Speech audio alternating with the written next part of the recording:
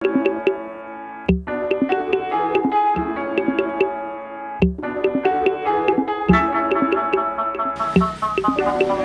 actually, if you guys could come up a little closer.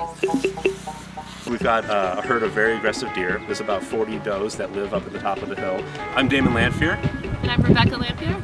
We had a previous setup, which was T-posts and the plastic deer fencing, which you can buy at the hardware store or on the internet. There were a few of them that would occasionally put pressure on the fence or nose the fence to look for weaknesses, and they eventually figured out, because the original fence was plastic, that they could push through it in places. This is the auger bit. It's large and it moves a lot of soil. Rather than set the posts in concrete, which would be time consuming and not add too much marginal benefit, we dig the posts into the ground directly.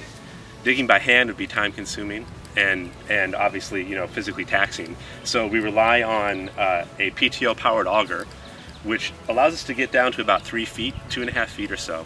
Because we have to get to 4 feet to get the depth we want, we have to dig by hand with a post hole digger as well. There's a brace post, which is the same post which is set in the ground, just uncut and fastened to those 2 uprights.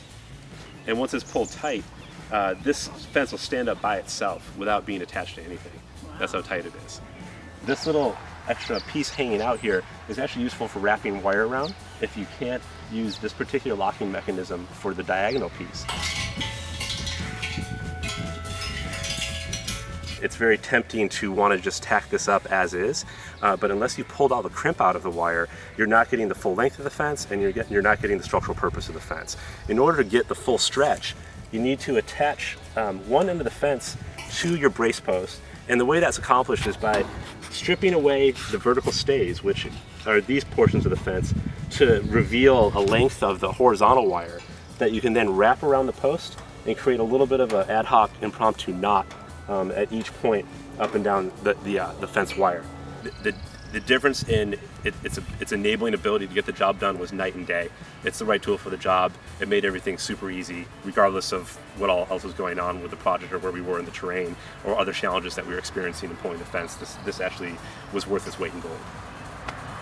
You know, we entertained that idea of hiring someone, and the estimate came back pretty outrageous. What was the estimate?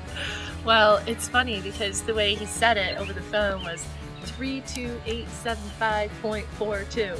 32 My mind grand. was like 32. So, you know, yeah. I was like, what? And I'm like, 32,000? And yeah, he was like, well.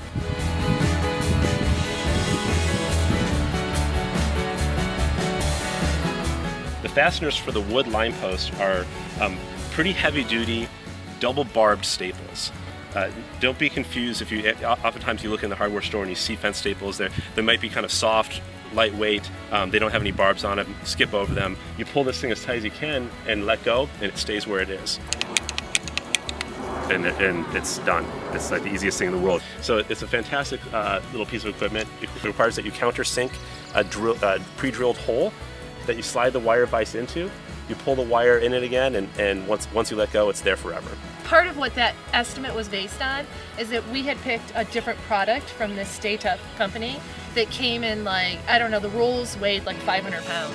Yeah, I think where we landed with this was probably around $5 grand.